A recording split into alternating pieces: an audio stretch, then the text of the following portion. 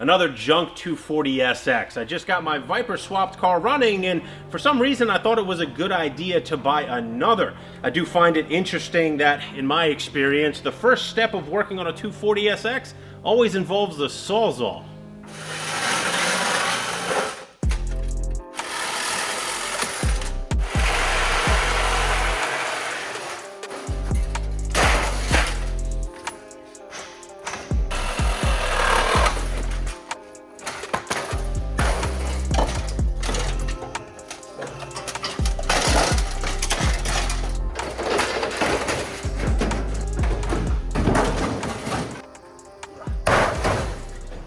After throwing out the world's heaviest hood, we get a look at this absolutely disgusting mess that this thing left on my floor. You'd never guess that we actually spent something like a half an hour power washing this thing yesterday to avoid this, but, well, here it is. More importantly, though, we get a look at the drivetrain here with nothing else in the way, and we got some issues.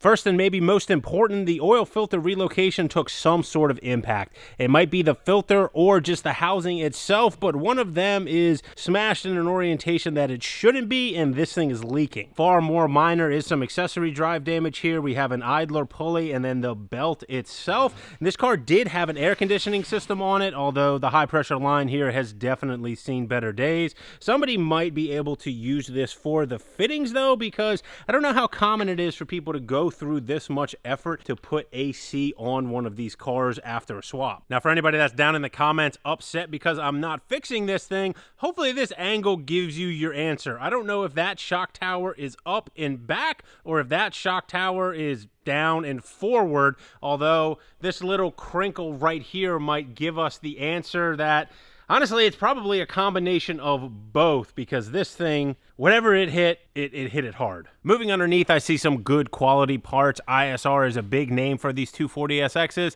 I see their motor mounts, headers, and Y pipe back there, and then a beautiful Sicky oil pan. And after a quick magnet test, we can confirm that this is indeed an aluminum block, which is an enormous bonus. Moving towards the back, I definitely see a non-stock differential, or at least that rear cover has been replaced. They did some sort of reinforcement at the front here, although that is interesting to say the least. There are some aftermarket coilovers, and someone went through the trouble of replacing all the rear subframe bushings as well. The impact here on the side and the floorboard is absolutely impressive. These are real work emotion wheels, and look at that crack. All the years that I've been doing this, I don't think that I've ever seen that happen without a giant chunk of the wheel missing somewhere else. Most important to me under here, though, are these severed fuel lines. In the interest of representing everything as best as we possibly can, when we go to sell it, I want to hear this thing run so we can confirm if it has any sort of internal modifications, like an upgraded camshaft. With these lines like this, that's simply not going to happen. The lines and fittings on this car are absolute junk. If you want the best like we use here around the shop, the brand is Race Flux, and you can get them at improvedracing.com. We went ahead and swapped the fuel filter pressure regulator as well, because this piece right here, well, it's supposed to be attached. These are great to use on NA swap applications. They're a filter and regulator in one, 52 PSI regulation. You can put this at the back of the car. That way you only have to run one fuel line up to the front. Fire those! Spray it. What was that? Did you verify it's not locked up? No. Did we turn it by hand at all? No, we can maybe start there. Buying cars from salvage auction, that's kind of our thing around here. I can tell you from experience that if you're going to buy a vehicle from salvage auction, you want the absolute best vehicle reporting possible, and that's epicvin.com. Private party from an auction or even a dealership, EpicVin allows you to research any vehicle's VIN to get the complete story. Take the Demon, for example, here. From this angle, she doesn't look so bad. When that sleazy looking car salesman slaps the roof, you just might be tempted to break the bank for this one. Look, I got 5 buyers on the way right now, but for $125 plus 15 grand additional dealer markup, I'll tell them all to go back home. It can be yours right now. But first, you check the vehicle history report with EpicVin and you find this, saving yourself from certain financial disaster and potentially a whole lot worse. In the case of our 240SX, we find some potential mileage discrepancies in the past, but for right now, we've got bigger concerns on this car, like if it even runs. Protect your time and protect your money. Right now, there's an amazing offer available exclusively for our viewers. Unlimited vehicle history reports trial for just $1. Check out the link in the description to learn more. Now, let's get back to that 240SX and see if we can actually get it started. Is that loose? Yes. That's not the way it's supposed to be. All right, torque it again. Oh, this is going south really quickly. Really quickly. Oh. That's just the... All right. It spins, though. Didn't need that. Yeah. Why was the crank pulley bolt loose, though? Probably because it's got a cam in it, that's why. Right. So what are you saying? You put a cam in and then wrecked it right after? Yeah. Didn't even have time to torque it, just... Fire in the hole for the second time. Fuel leak. Fuel leak. Great f***ing car. This is so unsuccessful. Great f***ing car. This is Tim's fault. Well, this is our problem right here, is that this fitting, for whatever reason, is not seating down properly into the outlet side of this fuel filter. I've heard of people having issues with these before, but this one is just absolute junk, which doesn't really surprise me given what we found out about the fittings on this car earlier. But I have to emphasize how temporary a solution this is going to be. We're basically going to try and clamp a hose around the outside of this. Kids, don't try this at home. Oh, stop. It's spraying towards the motor.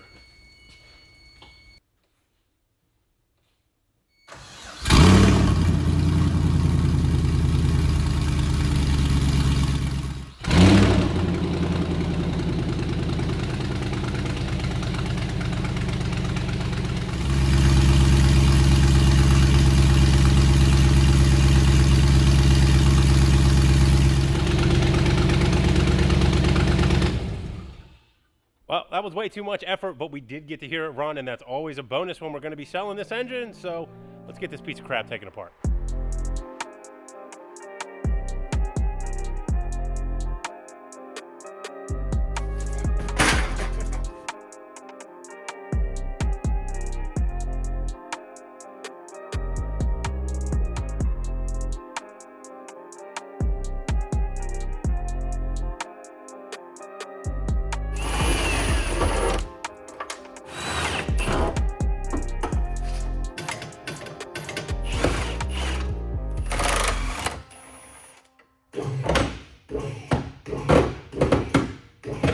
The frame rail over here is so collapsed that it's literally keeping the motor from dropping down, when normally this thing should have clearance to do this.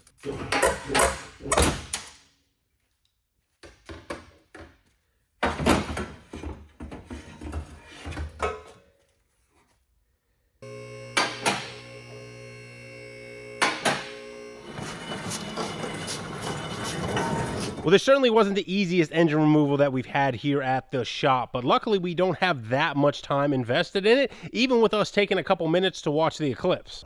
Look at this idiot.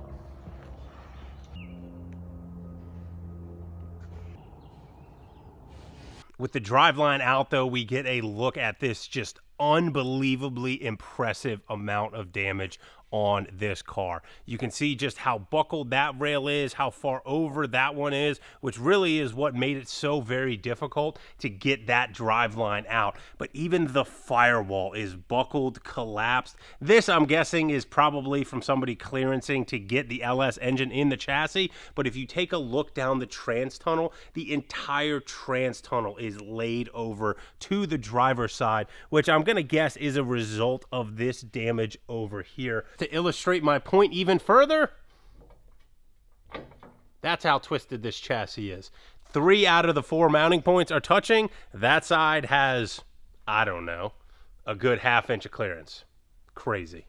Now, one area I've actually been excited to dive into, as strange as it might sound, is the fuel tank. On a modified vehicle like this, it's really a big mystery if this thing's going to have some just nice, elaborate, and hopefully expensive pump setup, or if it's going to be just kind of a hacked-together aftermarket pump on some sort of modified factory hanger. I don't know why you would put these fake AN hose clamp things in an area of the car that you aren't ever going to see, but this is far from the first thing on this car to not make sense. Go ahead and save this nice aftermarket relay for a later use.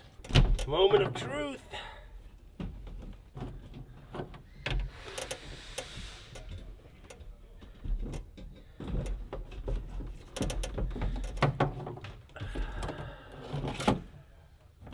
That looks just like a Marlboro 255 in a very, very poorly attached method. With the fuel pump removed, that means that everything of value on our list is already removed from the chassis. Over there on the carts is still some stuff left to break down, but the chassis itself, we can send it where it belongs, the crusher.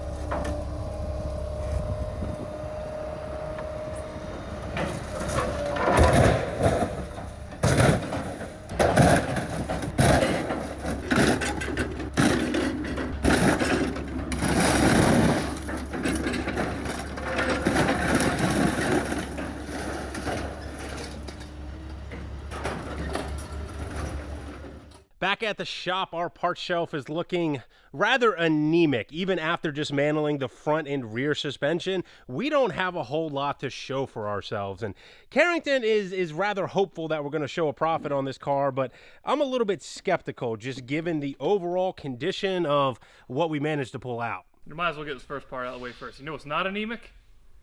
Your golf score. Anyway, we're going to show a profit, no problem. There's enough here. I mean, on the drivetrain alone, we should show a profit. I mean, unless you screwed anything up taking it out, which is a possibility. We never know. I haven't been watching. And speaking of that drivetrain, we are at the point where we are going to leak down this engine and find out if it is healthy or not. With it out of the car, we see some additional modifications, which is always a good thing when you see name brands like MGW. And I took advantage of some pieces being out of our way to open this up and inspect and confirm what we thought, that this is indeed a stock cam. We have stock valve train underneath the valve cover here, which is perfectly fine as long as it comes back as a healthy engine.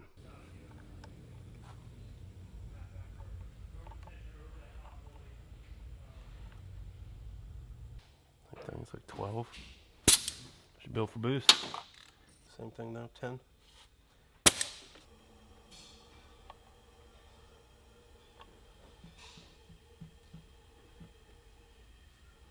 Yep, tiny bit there. What's that? 10. They're literally all the same. I love it when Lee's wrong, except when it cost us money, and luckily he wasn't wrong about this leak down. Pretty good results. Normally we like to see single digits, but it was pretty obvious when we were going through the process that the leakage was coming from the intake side. That is almost always a carbon issue because we weren't able to run this thing for a little bit. Whoever's 240 this ends up in, the first time it gets thrashed, it'll clear that right up. The last mystery we need to solve on this 240SX involves the rear differential. I have no idea what car it is from. It's definitely different than the differential that's in the Viper Swap 240SX, which we believe to be the OEM differential. It says it's an LSD, but the only way we're going to find out what this thing is from is to open it up and see exactly what we're dealing with.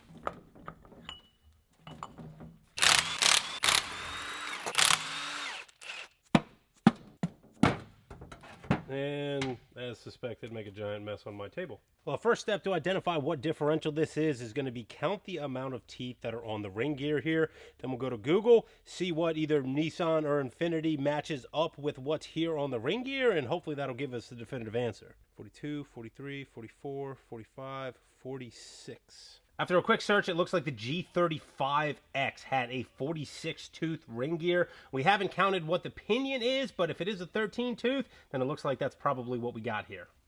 The numbers for the 240SX are in, and if you've been wondering why the uploads have been a little bit sparse here on the channel, hopefully this look gives you a little bit of insight into that. We acquired some new space here in the building, and, well, we've been doing some demolition.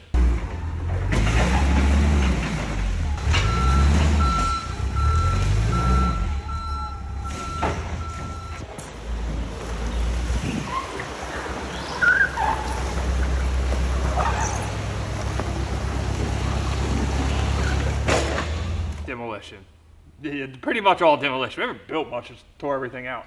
Now, Carrington said earlier that he was confident with the numbers on this car. They're in front of him on the paper now, and I don't know how his confidence is feeling.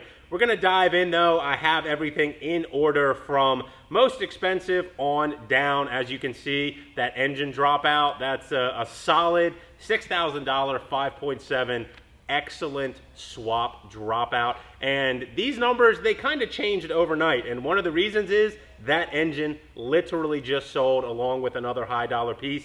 We'll get into that a little bit later, though. Yeah, I don't know on the confidence front how I'm feeling. I think that's just shot, that's done. I never thought I needed glasses, but to zoom in on this theoretical net margin, yeah, I might need it. This is not looking hot. I mean, Tiny. even the flies, flies are swarming around this like the shit it is. You know, this is, I think, one of those classic cases of we can make great financial decisions here, and you can buy the same cars over and over that we know we're going to make money, but as car guys, I'm sure all you guys can understand, it's extremely hard to see something cool, and you know, you might be a little curious about, like an LS Swap 240. You kind of just have to buy it, right? You just have to do it. It's cool, it's fun to mess with, and I was hoping that possibly he would see an LS240 and make the smart decision, rip the Viper engine out of his 240 and LS swap that, but I don't think we've made any progress on That Viper engine 240 actually helped the numbers on this one because the front seats that you see here, they came from the Viper Swap 240. The rear seats came from this LS 240, and it ended up putting together a nice set of seats for $1,300, which is crazy for a set of 240SX seats. People probably threw these out 5 years ago in the dumpster. I'm positive of that. These days it's not crazy because where are you getting a set of stock seats for those cars? Period. Everybody's hacked them up. They've definitely thrown them away. I might have thrown a set away back in the day. Those are the parts that you never really thought was going to be worth anything. And I can imagine how many drift kids just yanked those things out of there, put a $200 knockoff Corbeau seat in their car, and called it a day. And speaking of that, the other high dollar item that sold last night, that set of seats for $1,300 shipped. That is solid money for a set of 240SX seats. This 240SX is turning out to turn over the money very, very quickly. The parts just aren't out there apparently. And we're gonna dive into the sold parts here in just a little bit. But as we keep scrolling down, you can see that aside from those two big items that we just touched on, it's all like lower value parts on it. Your grand total for parts produced is 40, which is still relatively low, but this thing, just even in the condition that it was in, it didn't have a lot to it, but that doesn't mean that it's not ultimately going to be a halfway decent producer for us if the money comes back in very, very quickly. Switching over here, this is the sold listings just on eBay as of right now. You have that set of Willwoods. That went immediately, right? Yeah, immediately. That was the first thing that sold. The rear brake sold for $123. Like, that shows you that the parts aren't out there for these cars. The clutch pedal assembly, absolutely no surprise. Everyone wants to manually convert these things. And then there's that drivetrain. Even a poor set of door panels sold for $200. So this just illustrates that this car is turning over the numbers relatively quickly. If you don't have something that produces a high theoretical net margin, the only thing that you can hope for is that it returns your money to you, and then that little bit extra very, very quickly. I got a little bit of another, I guess, path to glory on this one. We'll wait till we get a little further in the numbers here. Go ahead, dive right in. Total number and parts value 15,806. I guess by 240 standards, that's pretty good, right? It's not as bad as it could be. For sure. Purchase price $5,433. I still, like, looking at that car, what it had in it, to just compared to that number, it seems like a solid deal. Like, I would buy it again, even knowing what I know here. Or, well, maybe I wouldn't if I already knew this, but I would make the same choice again, seeing that car at auction for that price. Either way. Car shipping, $300. Where'd it come from? Virginia. I think it was a Virginia Beach area car, something like that. Really local. You only get so close and so cheap on car shipping. Labor, $750. And I have to assume that a lot of this was just from you getting it running and stuff. Because taking it apart couldn't have taken that long. And that's a good point, yeah. Normally we kind of just put that number there. It's usually right around $750 unless it's a really lengthy teardown. We'll put like $1,000. But that is a good point that I probably had less than that time into it, even taking into the account that I spent a good while trying to get that thing fired up with all the problems we had. If we had a real tech here, like Tim, at that point, we could probably got that done for a little less money. Ouch. I think he's calling me not a real tech. You guys have seen enough of this channel. Can either of us be classified as techs? Just no. Got to agree there. Just no. Selling fees, standard 10%. $1,580 is not much to say about that. Parts like the engine, it's just 10% eBay fees off the top. Same deal with the door panels, the seats, all that stuff. Part shipping, $1,800. I'll let him explain this because I think he has a better grasp on everything that's still awaiting to be shipped from the car. Normally you see higher numbers there. Normally you'll see something like $3,000, maybe even up to $5,000 depending on the car. This car only producing 40 parts and all of them being ground shipping, that might be the cheapest shipping number that we've ever had. And that just takes into account all those individual shipments. When you get the small shipments, you know, if it goes USPS and it's $7, it produces a really, really low number. I went through this item by item, and that seems to be a pretty accurate number. Oh, and it's a light car, so light parts. I mean, that holds up, right, that logic? I mean, it technically does. If we shipped, you know, 4,000 pounds in Hellcat parts versus 2,000 pounds in 240 parts, I'm going to go with it. It makes sense. That's why we like those cars, right? Because they're light. They surely don't look good. Anyway, dead inventory. And this is the, let me find my drink here. This is the one I'm going to argue a little bit. I need to be well hydrated to present an argument because it's not often that we challenge numbers on this. Oof. It happens very infrequently. We both have been doing this a long time. We kind of have the numbers dialed in. But dead inventory on this one, I don't think this is correct. You think I think high? it deserves to be lower. Okay. Yes, correct. I think that because these parts are so rare, there's so few of these getting parted out, there might be stuff on there that seems like it'll take a while to sell.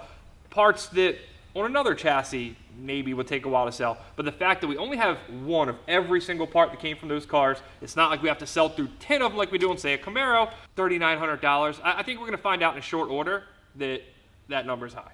And I don't have a way to defend it here because I did these numbers a couple days ago before we sold some of these bigger items, and the quicker you sell those bigger items, basically the lower that number becomes. That number is 20%, and his argument is sound because it's turning over the money quickly where the dead inventory number probably should be down, call it at least 15% or maybe even lower than that, as quickly as it's turning out that these parts are needed by consumers and they're buying them from us. And I do think a lot of the stuff that will sit around and truly be dead inventory is cheap stuff. Small stuff, yeah, and that makes a whole lot of sense. So this is kind of a cool breakdown because the numbers aren't overly impressive, but it's giving you really some cool insight into how a car that's unique like this can just be different than the normal stuff that you see us breaking down, and it's literally showing you kind of in real time. Over the last 24 hours, it kind of changed those numbers. But I think for now, we'll stick with the certified number because everything we said, has good logic to it. It probably will hold up, but we'll revisit that sometime down the road. Maybe we'll make an update reel or something like that. But for now, we got to stick to Dolph's numbers here. $1,991 in theoretical net margin, which I'm not in front of the, old leaderboard in there right now, but it ain't anywhere close. Yeah, that's like GTO number territory from back in the day. This lower? Or is this a new loser? Like low? Or no, the GTO was worse, I think. I didn't even print out the thumbnail to do the normal kind of put it up on the leaderboard because I didn't, want to put Carrington on the spot. With the argument for that dead inventory, maybe it's a little bit different, but it's not making it onto the leaderboard one way or another. Call it best case scenario, maybe $3,500 in theoretical net margin, but that's really nothing to scoff at for something that's turning over money quickly. I've said it at least 10 times in this numbers breakdown. And it's not what these videos are supposed to be about, but I still like seeing cool cars. It was cool to have come through the shop. It's cool to, reach out to a new customer base, the 240 guys, and it's, I don't know, I just like seeing cool stuff. It had to be fun to take apart. I assume, being that you took apart that, you'd rather do that versus a Corvette or something. Carrington's not making a whole lot of sense here. He's talking about buying cool cars when he buys Mopars all the time, and he said that it was fun to sawzall apart a 240SX. I'll have to do it next time, I guess. I would like to do that. And if I take it apart, we'll make more money on it too. I don't know how, but I'm gonna, snake some more money out of it. We'll figure it out. Carrington fudges the numbers. There you go. Know that for the next video.